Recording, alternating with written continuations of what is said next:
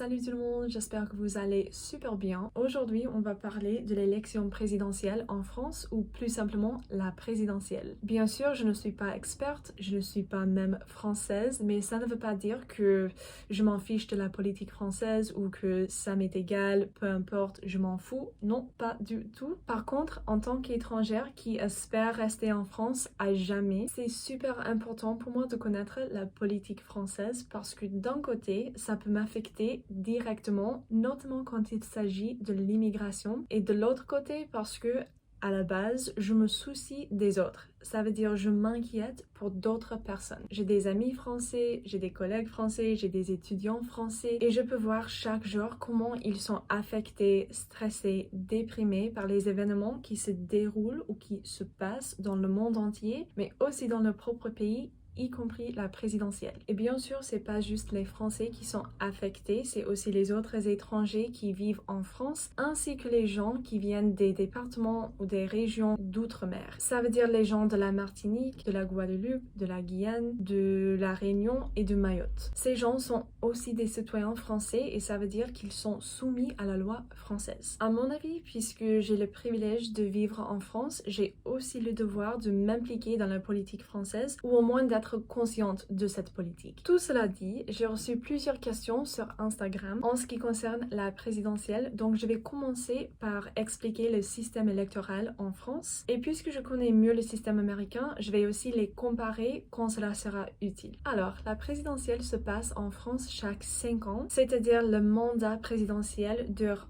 un an de plus que le mandat américain et le président actuel peut être réélu une seule fois, ce qui est pareil aux États-Unis. Cependant, pour choisir ou pour élire le président français, le système est bien différent du système américain. Tout d'abord, il y a une tonne de partis et de candidats, il y a un tas de partis, beaucoup de candidats. Et voici une liste de tous les partis qui faisaient partie de cette élection et vous verrez que leur place sur le tableau blanc correspondent à leur affiliation politique. C'est-à-dire les partis de gauche sont à la gauche et les partis de droite sont à la droite. Et faites attention, le mot parti au masculin, ça signifie les partis politiques, par exemple les républicains ou le parti socialiste. Et par contre, le mot parti au féminin avec un E à la fin, ça veut dire pareil en anglais. Par exemple, le français est une grande partie de ma vie. Bon, pour être candidat, il faut obtenir 500 signatures des fonctionnaires élus, par exemple des maires ou bien des représentants ou des sénateurs du Parlement européen, bien sûr s'ils sont français. Il faut faire cela avant une certaine date. Ça s'appelle le parrainage et son but est de filtrer les candidats. Autrement dit, c'est censé empêcher un grand nombre de candidats. Mais malgré ce système, 12 personnes ont rempli cette condition en 2022 et donc ces gens pouvaient se porter candidats à l'élection présidentielle. Vous verrez aussi sur le tableau blanc que j'ai listé chaque candidat à côté du parti qui le représente. Et si vous voulez connaître plus la plateforme, je recommande vivement la chaîne de Hugo Décrypte. Hugo a interviewé 10 candidats pour nous aider à mieux comprendre le programme. Et c'est là où vraiment j'ai trouvé la majorité de mes infos. Alors, après l'annonce des candidats, on lance le premier tour, où chaque citoyen et citoyenne peut voter pour un seul candidat. Techniquement, si un candidat gagnait 50% des votes pendant le premier tour, il ou elle deviendrait le président ou la présidente et il n'y aurait pas de second tour. Cependant, puisqu'il y a souvent plein de candidats, c'est plus ou moins impossible. Donc les deux candidats qui gagnent le plus grand pourcentage des votes avancent au second tour. Et faites attention, on dit second tour et pas deuxième tour. Je ne sais pas pourquoi exactement, mais voilà. Les citoyens votent de nouveau pendant ce second tour et le candidat qui gagne la majorité des voix devient le prochain président. Et faites attention, dans ce contexte, le mot voix, ça c'est un synonyme pour le mot vote. Alors, ce qui est très impressionnant à mon avis en tant qu'américaine, c'est que dans ce cas, la France est presque une démocratie directe. Ça veut dire que les citoyens votent directement pour les candidats, mais par contre, aux États-Unis,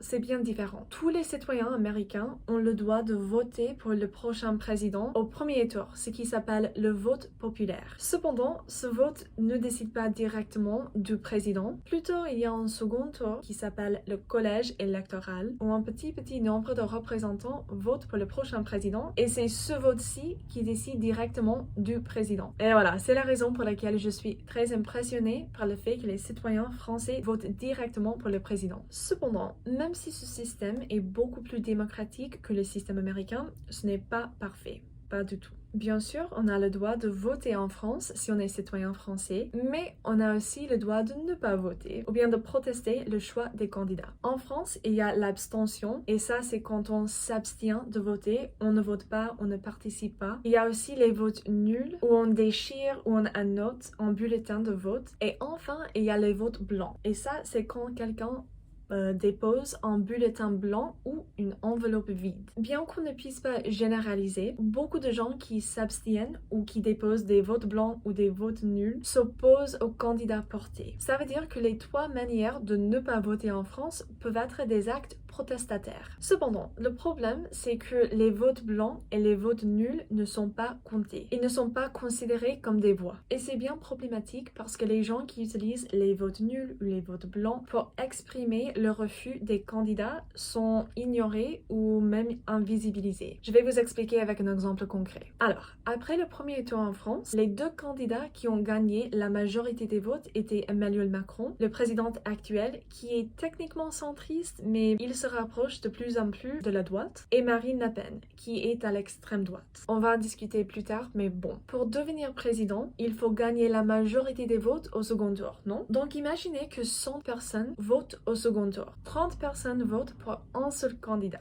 Je ne vais pas préciser lequel parce que je ne veux rien prédire, mais bon. 30 personnes votent pour un seul candidat. 15 personnes votent pour l'autre candidat. Et 55 personnes déposent un vote blanc. Ça veut dire que quelles que soient les intentions des électeurs, aucun candidat n'a obtenu la majorité des voix. Cependant, on ne compte pas les votes blancs, donc dans ce cas, le candidat qui a gagné 30 voix deviendrait le président, même si c'est loin d'être la majorité des électeurs. Et c'est la raison pour laquelle la présidentielle française n'est pas vraiment une démocratie directe. Même si quelqu'un vote en déposant un vote blanc ou un vote nul, le voix n'est pas compté.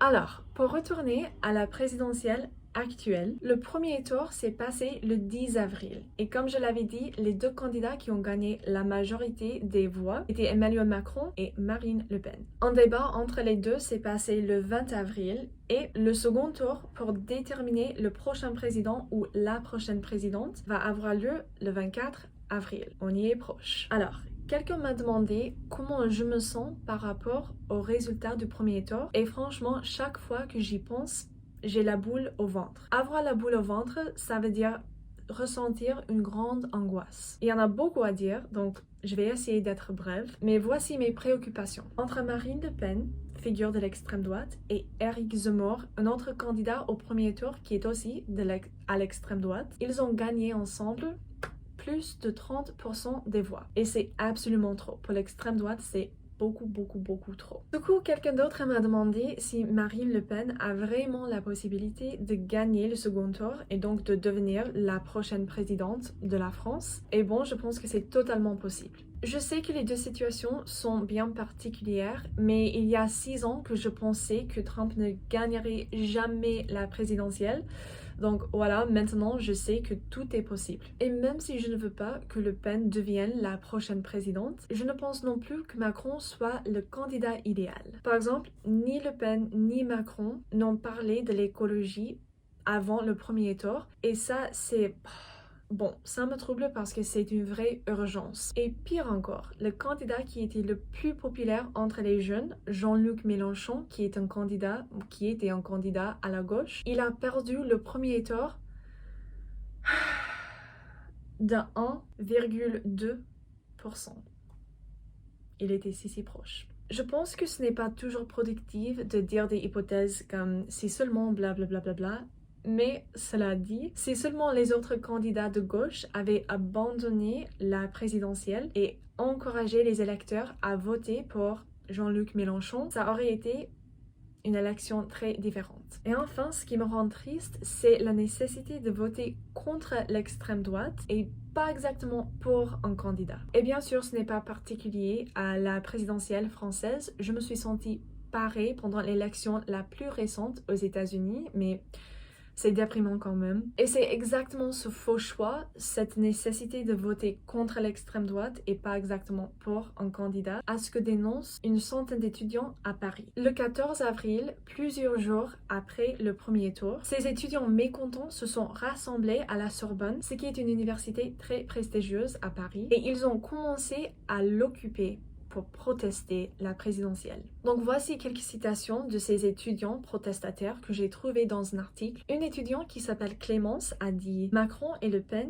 ils ne nous représentent pas du tout. Ce sont deux options aussi mauvaises l'une que l'autre et on en a marre de devoir choisir entre la peste et le choléra. Je veux juste dire que en avoir marre, ça veut dire en avoir assez, ne plus pouvoir supporter quelque chose. Clémence a continué: on se demande quel avenir on aura dans quelques années. On s'inquiète pour le climat, la précarité et le climat politique. De plus, son camarade Elie a dit: on va avoir 5 ans d'ultralibéralisme, Macron, ou de fascisme, Le Pen. C'est une catastrophe pour notre génération. On estime que cette élection nous a été volée et c'est notre avenir qui nous est volé. On réagit. Et voilà, quelqu'un m'a demandé si les manifs, c'est-à-dire les manifestations, sont valides à mon avis. Et mon opinion, c'est probablement pas surprenante, mais oui, absolument. Je pense que la rage des jeunes qui se soucient de leur avenir, de leur futur, de notre avenir est absolument valide. Alors oui. Et la dernière question à laquelle je vais répondre: ça ne t'a pas frustré de ne pas pouvoir voter et du coup partager ton opinion? C'est une bonne question et avant d'y répondre, je veux juste être claire. Je comprends que vivre en France est un privilège que milliers de gens n'auront jamais. Et donc, comme tous les autres immigrés en France, je n'ai pas de certains droits, par exemple le droit de voter, et c'est quelque chose qu'il faut accepter. Mais en tant que personne qui se soucie de la politique et qui est consciente des frustrations qui affectent profondément mes amis, je souhaite pouvoir voter pour contribuer plus directement à la politique française. Donc voilà, si vous êtes aussi immigré en France, je vous encourage à continuer à vous éduquer afin de former vos propres opinions, de comprendre comment vous allez être affecté par la politique et bien sûr d'être un allié ou une alliée pour vos amis français. Prenez bien soin de vous et à la prochaine.